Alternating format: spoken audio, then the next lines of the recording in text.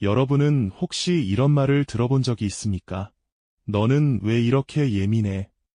그 정도 일에 왜 그렇게 신경을 써? 생각을 좀 그만해. 많은 사람들이 이런 말을 들으며 살아갑니다. 그리고 어느 순간 스스로에게 이런 질문을 하게 됩니다. 나는 왜 이렇게 예민할까? 나는 왜 이렇게 생각이 많을까?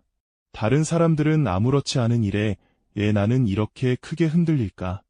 어떤 사람은 친구의 말 한마디에 하루 종일 마음이 무거워집니다. 어떤 사람은 상사의 표정 하나 때문에 계속 그 장면을 떠올립니다. 어떤 사람은 누군가의 메시지 답장이 늦어지면 여러 가지 상상을 하기 시작합니다. 내가 뭔가 잘못 말했나? 혹시 나를 싫어하게 된 걸까?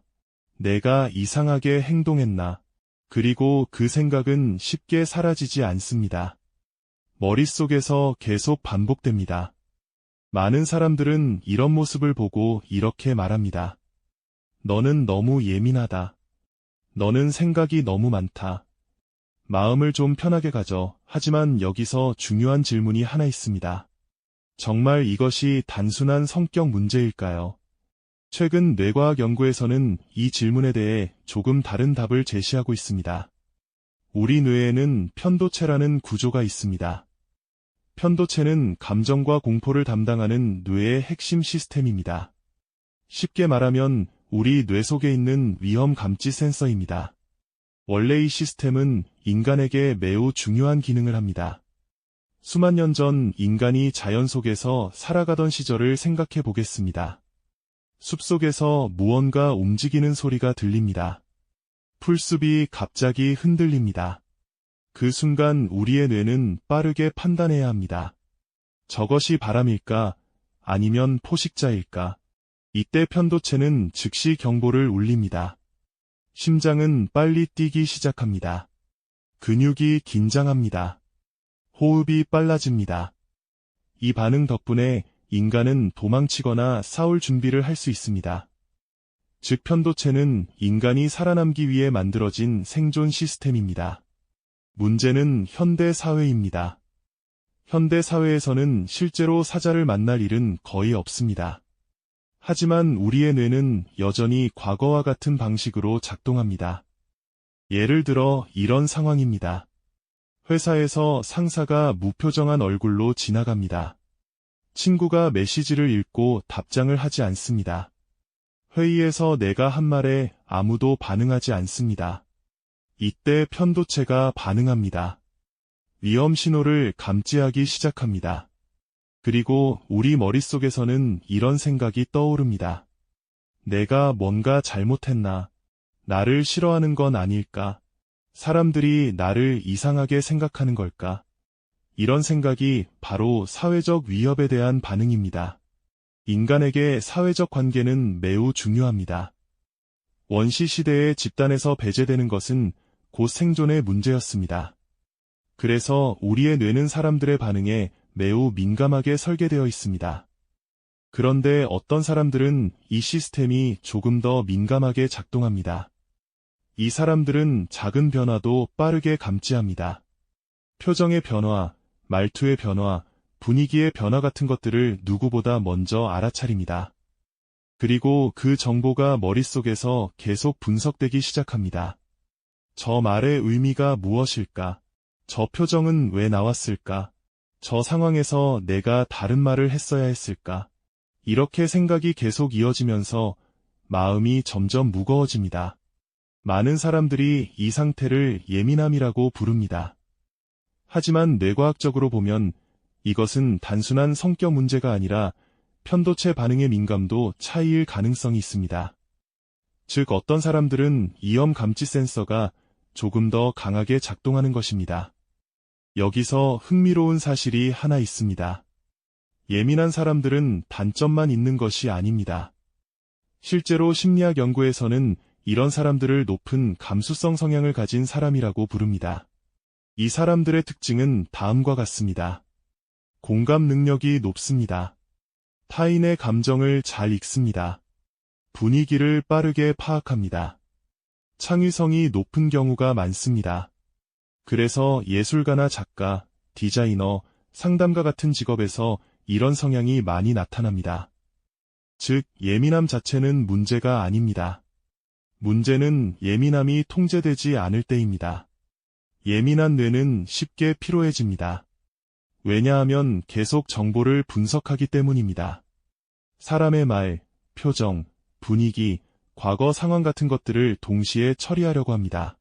그래서 하루가 끝나면 이런 생각이 들기도 합니다. 오늘 하루가 너무 피곤하다.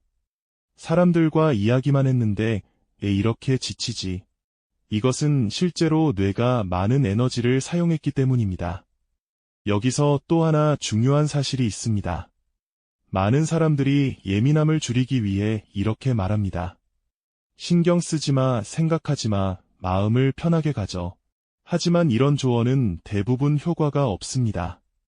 왜냐하면 생각은 억누른다고 사라지지 않기 때문입니다. 예를 들어 이런 실험이 있습니다.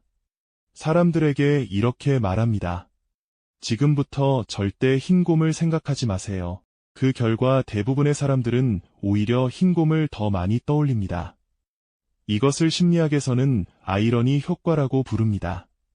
생각을 억누르려고 할수록 오히려 더 강하게 떠오르는 현상입니다. 그래서 예민함을 줄이기 위해서는 생각을 억누르는 것이 아니라 뇌의 반응 시스템을 조절해야 합니다. 여기서 중요한 것이 몸의 상태입니다. 편도체가 활성화되면 우리 몸에서는 여러 가지 변화가 일어납니다. 심박수가 올라갑니다. 호흡이 빨라집니다. 근육이 긴장합니다. 이 상태가 바로 위협 반응입니다. 그런데 흥미로운 사실이 하나 있습니다. 뇌는 몸의 신호를 보고 상황을 판단하기도 합니다. 예를 들어 우리가 천천히 깊게 숨을 쉬면 뇌는 이렇게 해석합니다. 지금은 안전한 상태다. 그러면 편도체의 경보 수준이 내려갑니다.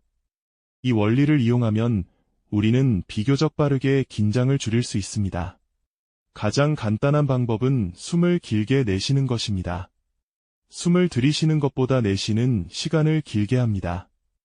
예를 들어 4초 동안 들이쉬고 6초 동안 내쉽니다. 이것을 몇 번 반복하면 자율신경계가 안정 모드로 전환됩니다. 또 다른 방법은 몸의 긴장을 풀어주는 것입니다. 특히 어깨, 턱, 이마 이 세 곳이 중요합니다. 이 세 곳의 긴장을 의식적으로 풀어주면 뇌는 위험 상황이 끝났다고 판단합니다. 이 방법의 핵심은 간단합니다. 몸을 먼저 바꾸면 뇌가 따라옵니다. 예민함을 완전히 없앨 필요는 없습니다. 오히려 그 감수성은 여러분의 강점이 될 수 있습니다. 중요한 것은 그 감수성을 다룰 수 있는 능력입니다. 마지막으로 한 가지 질문을 드리겠습니다. 지금까지 여러분이 느껴왔던 예민함은 정말 성격 문제였을까요? 아니면 단지 여러분의 뇌가 조금 더 강하게 세상을 감지하는 방식으로 작동하고 있는 것일까요? 만약 여러분이 작은 말 한마디에도 오래 고민하고 사람들의 표정에 민감하게 반응하고 사소한 일에도 마음이 크게 흔들린다면 그것은 여러분이 약해서가 아닙니다. 여러분의 뇌가 세상을 조금 더 깊게 받아들이고 있기 때문입니다. 그리고 중요한 것은 이것입니다. 뇌는 훈련을 통해 바뀔 수 있습니다. 작은 습관을 반복하면 뇌의 반응 패턴도 점점 달라집니다. 어느 순간 여러분은 이런 변화를 느끼게 될 것입니다. 예전에는 크게 흔들리던 일들이 이제는 생각보다 쉽게 지나간다는 것을 말입니다. 여러분의 예민함은 결함이 아닙니다. 그것은 단지 조금 더 민감하게 작동하는 감지 시스템일 뿐입니다. 그리고 그 시스템은 충분히 조절할 수 있습니다.